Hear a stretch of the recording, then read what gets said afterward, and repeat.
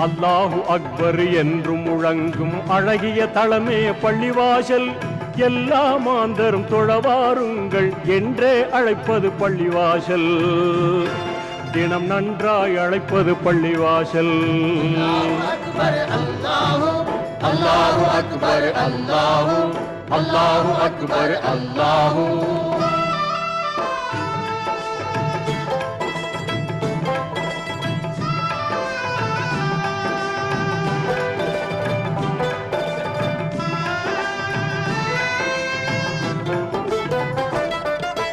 இறைவனை வணங்கிட நபிமுறை பேணும் இங்கித தளமே பள்ளிவாசல்.